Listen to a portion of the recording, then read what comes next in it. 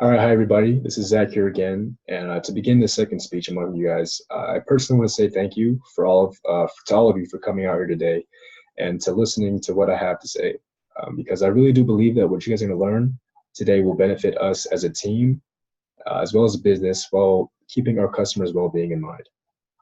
So today we'll be addressing and discussing the importance of understanding how to run a safe, clean, and efficient kitchen. This will ensure to ensure the customer's health will not be affected negatively in any way, shape, or form. But before we start any of that, I just want to say that my main goal here is, yes, to teach you guys how to run a safe, clean, efficient kitchen, but also for us to be able to build a community with our amongst ourselves and our customers in in our community. If we're able to do this, I would truly believe that our community will learn that we as a business truly care about them as their health and our food, which in turn could keep them coming back, bring more business, and ultimately keep them healthy and safe. So like I said, one of the main things I want to talk about first is the importance of a clean kitchen. And if you're able to run a clean kitchen, it's been shown that you can reduce any risk of cross-contamination or foodborne illnesses occurring in your kitchen. So if you don't know what these things are, the Oxford definition for cross-contamination is the process by which bacteria or other microorganisms are unintentionally transferred from one subject or object to another with harmful effect. And an example I can give with this is, say, someone in the kitchen were to touch barehanded, or even with a glove, but barehanded onto raw chicken, and then immediately after they were to bring that same hand onto maybe like cooked chicken or anything cooked or ready to eat that's about to be served to the customer, like maybe in a minute or so.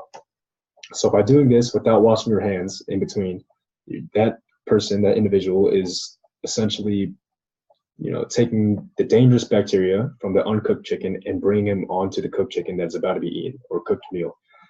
This is very dangerous because it will most likely bring or make the customer sick that's about to eat it, or even to say the worst, it could kill them. So the second thing is foodborne illness. The definition by Wikipedia is any illnesses resulting from the food spoilage of contaminated food, pathogenic bacteria, viruses, or parasites that contaminate the food. So these two things kind of go hand in hand, but there are little differences among them. Another thing that I would want to show as an example that I found from one of my sources, entitled Food Workers' Perspectives on Hand Washing Behaviors and Barriers in the Restaurant Environment. So the quote I pulled from them is approximately 76 million illnesses, 325,000 hospitalizations, and 5,000 deaths occur each year in the United States by foodborne diseases or illnesses. To me, that's a crazy statistic. Sorry, crazy statistic. Because in my opinion, with proper training and care and regulations in the kitchen for the restaurant itself, these statistics could decrease substantially in the United States within a year or more, or even around the world, because this is a big problem that occurs everywhere. And in the little picture I provided here, it shows that predominantly in restaurants, about 52% of all reported foodborne illnesses come from food that is served from restaurants. That's crazy to me, and it's changeable. But yeah, there's little things we could do. Another thing that is very dangerous and why it's important to run a clean kitchen is because you don't want a foodborne illness outbreak to occur.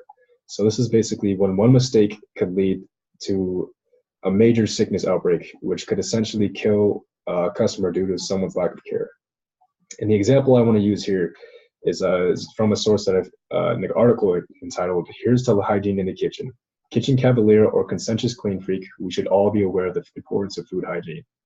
And the example I pulled from there is more than 400 people were made violently ill in Newcastle, United Kingdom, earlier this year from uncooked curry leaves in a chutney.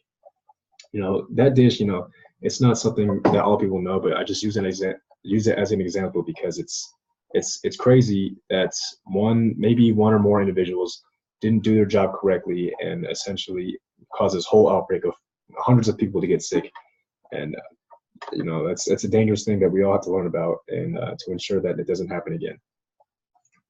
Second thing I want to talk about is the importance of washing your hands correctly. So learning how to wash your hands correctly will ultimately reduce any health risks amongst the customers. So the most effective way I've found through research as well as personal experience and courses I've taken before of washing your hands is using warm water and then scrubbing your hands with soap, and then again rinsing that water off with warm to hot water for approximately 10 to 20 seconds, and then drying your hands with a disposable towel. So that's I pulled that as well from food workers' perspectives on hand washing behaviors and barriers in the restaurant environment. That's just one major way to do it. But in that same article, they found that through a little survey they'd done among multiple employees, they found that the major problem that leads to lack of hand washing is time efficiency.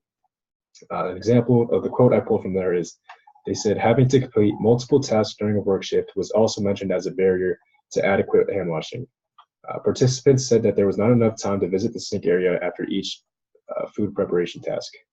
So again, this is essentially an issue that needs to be further discussed within every restaurant and kitchen.